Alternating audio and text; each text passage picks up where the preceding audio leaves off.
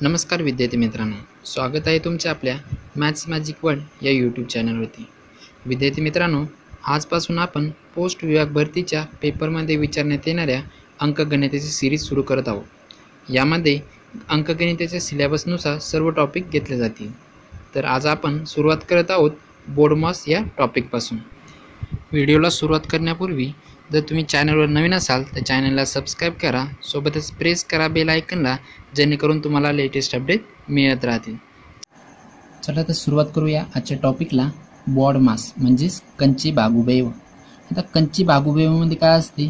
कंस सोडणे, भागाकार करणे, गुणाकार करणे, बेरीज करणे, वजाबाकी करणे या प्रकारच्या क्रिया असतात.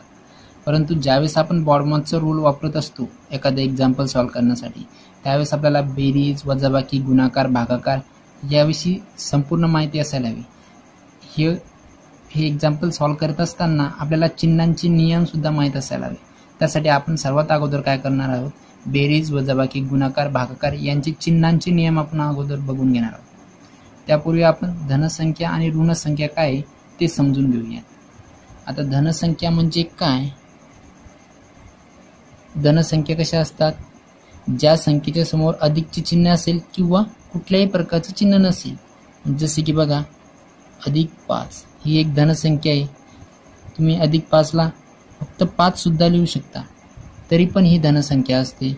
किंवा 7 असेल, ही पण एक धनसंख्या आहे, हिलाच तुम्ही +7 सुद्धा लिहू शकता. म्हणजे अशा प्रकारच्या ज्या संख्या असतात, ज्या संख्येसमोर अधिकचे चिन्ह असेल किंवा कुठलेच चिन्ह नसेल, त्या संख्यांना आपण धनसंख्या म्हणतो. आणि ऋणसंख्या काय असतात? ऋणसंख्या म्हणजे त्या संख्येसमोर वजाचे चिन्ह असते. -5 ही एक ऋणसंख्या आहे, -8 ही ऋणसंख्या आहे, -9 हे काय ऋणसंख्या आहेत. का? या संख्यांच्या समोर वजाचे चिन्ह आहे म्हणून ह्या ऋणसंख्या आहे. आता बघूया चिन्हांचे नियम.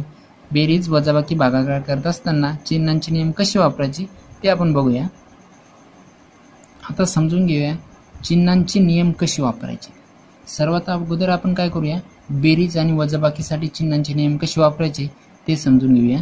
नियम क्रमांक 1, जर पहिली संख्या ही धनसंख्या असेल, दुसरी संख्या सुद्धा धन असेल, तर अशा वेळेस तुम्हाला काय करायचे? बेरीज करायची आणि येणाऱ्या उत्तराला चिन्ह कोणतं असेल? धन असेल, म्हणजे अधिकचे चिन्ह असेल. जसे की एक्झाम्पल बघा, 5 ही धनसंख्या आहे आणि +12 ही एक धनसंख्या आहे. 5ला तुम्ही +5 सुद्धा लिहू शकता किंवा सिंपली 5 सुद्धा लिहू शकता. तर 5 आणि 12 दोन धनसंख्या आहेत. बरोबर 5 + 12 किती होतात? 17. म्हणजेच काय? आता इथे येणाऱ्या उत्तराला कोणतं चिन्ह आलेले? अधिकचं. पहिली संख्या धन असेल, दुसरी संख्या सुद्धा धन असेल, तर येणाऱ्या उत्तराला चिन्ह सुद्धा काय असेल? धन चिन्ह असेल.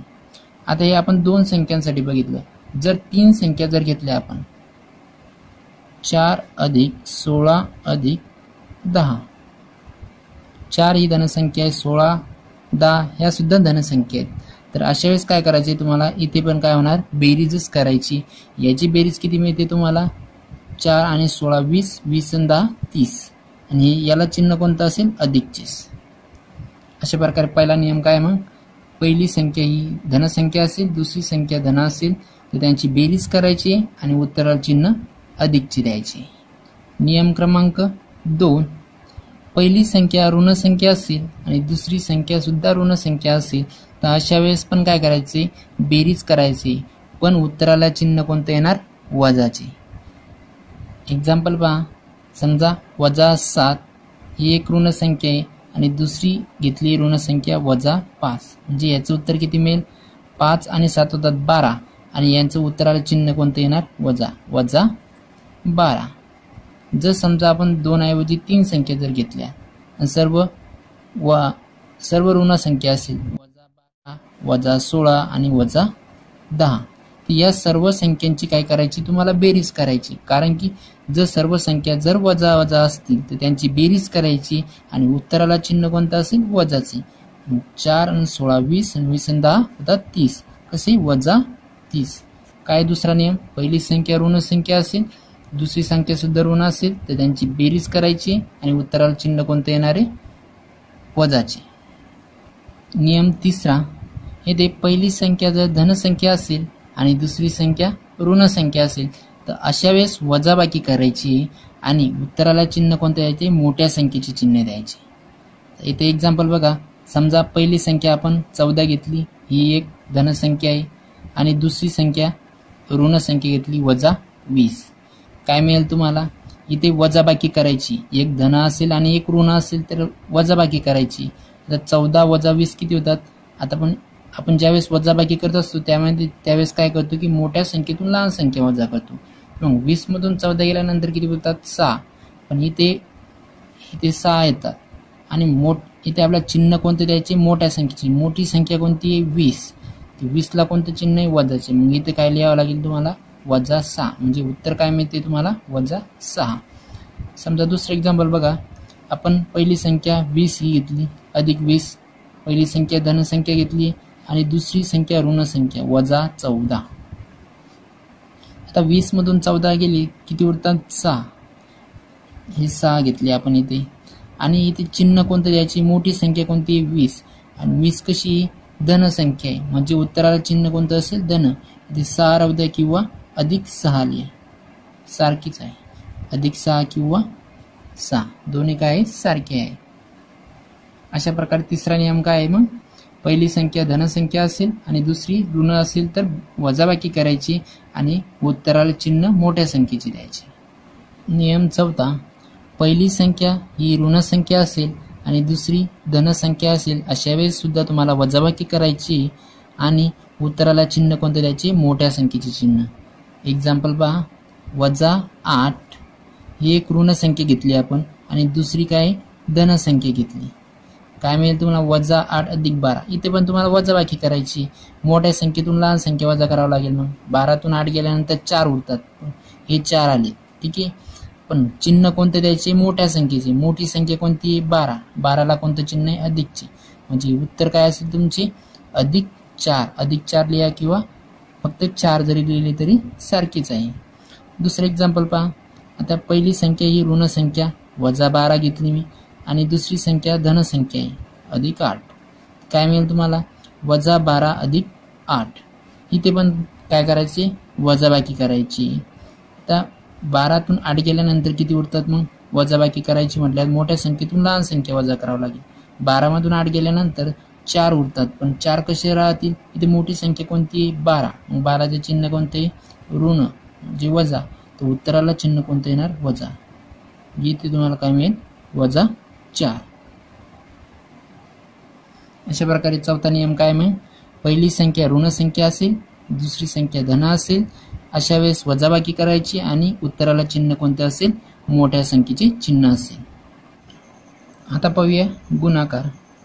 पहिला नियम आहे, पहिली संख्या धनसंख्या असेल आणि दुसरी संख्या धन असेल तर अशा वेळेस त्या दोन्ही संख्यांचा गुणाकार केला तर त्या संख्येचा गुणाकार काय मिळतो, धनसंख्याच मिळते. आता इथे पहा, एक्झाम्पल घेऊया. 7 ही एक धनसंख्या आहे, गुणेला 4 दोन्ही पण धनसंख्या आहे, त्यांचा गुणाकार काय मिळेल तुम्हाला, 7 × 28. पण ही पण काय असेल, धनसंख्याच असेल. आता हे दोन संख्यांसाठी पाहिलं आपण. जर 3 संख्या जर घेतल्या आपण, ही धनसंख्या आहे 5 × 2 × 4, तिन्ही पण धनसंख्या आहेत. अशा वेळेस पण काय करायचे तुम्हाला, यांचा गुणाकार करायचा. पहिले अगोदर 5 आणि 2चा गुणाकार करून घ्या. 5 × 2 = 10 आणि नंतर 10 आणि 4चा किती होतात, 10 × 4 = 40. ही पण काय असेल, धनसंख्याच असेल. म्हणजेच पहिला नियम काय असेल, पहिली संख्या धन असेल आणि दुसरी संख्या सुद्धा धन असेल तर येणाऱ्या उत्तराला चिन्ह कोणतं असेल, धनच असेल. जर आता इथे 2 संख्या पाहिल्या, 3 संख्या पाहिल्या, याच्यापेक्षा जास्तही संख्या असल्या तरी त्या संख्येला चिन्ह कोणतं असायला पाहिजे, उत्तराला धनसंख्याच असेल. नियम क्रमांक 2, पहिली संख्या ही ऋण संख्या असेल, दुसरी संख्या सुद्धा ऋण संख्या असेल तर अशा वेळेस त्यांचा गुणाकार काय असेल, धनसंख्या येतो. म्हणजे उत्तराला चिन्ह कोणतं येणार आहे, अधिकचे. एक्झाम्पल पहा, तर ही एक ऋण संख्या घेतली 5 - 5 गुणेला दुसरी ऋण संख्या घेतली -2. यांचा गुणाकार काय मिळणार तुम्हाला, 5 × 2 = 10 आणि उत्तराला चिन्ह कोणतं असेल, अधिकचे. ठीक आहे, म्हणजे काय मिळेल तुम्हाला, धनसंख्या. तर दुसरे एक्झाम्पल पहा, आपण हे 2 संख्यांसाठी बघितलं. जर 3 संख्या असेल, -5 गुणेला -2 गुणेला -4 अशा वेळेस काय करायचंय तुम्हाला, अगोदर जसं केलं आपण दोन दोन संख्यांचा गुणाकार करायचा आहे. -5 गुणिला -2. आता दोन्ही संख्या ऋण संख्या त्यांचा गुणाकार काय येतो, धन, म्हणजे 5 दुनी 10 ही धन संख्या असेल, गुणिला काय असेल -4.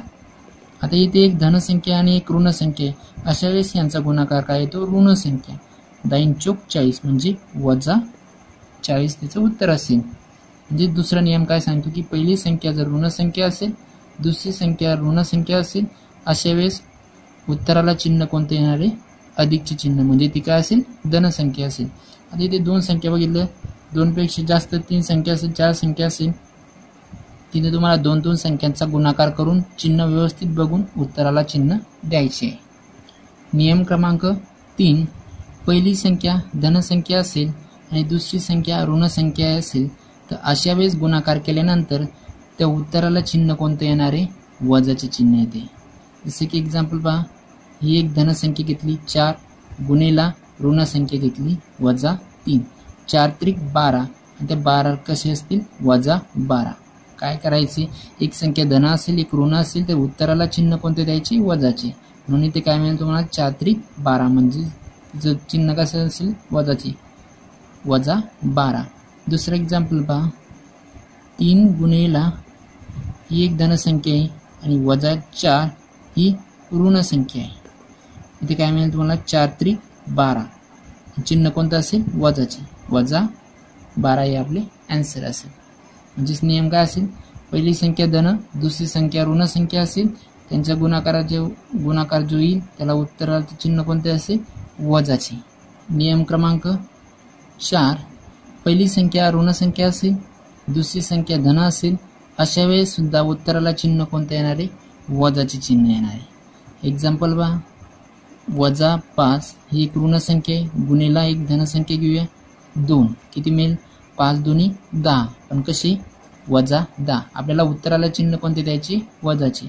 दुसरं एक्झाम्पल पहा, -2 ही एक ऋण संख्या घेतली, गुणाकारात काय घ्यायचे तुम्हाला, धनसंख्या, किती मिळेल, 5 दुनी 10, पण कशी, -10. उत्तराला चिन्ह कोणते द्यायचे, वजाचे. म्हणजेच नियम काय, पहिली संख्या ऋण संख्या दुसरी संख्या धन असेल, अशा वेळेस गुणाकार जो येणार आहे त्याला उत्तराला चिन्ह कोणते द्यायचे, वजाचे चिन्ह द्यायचे.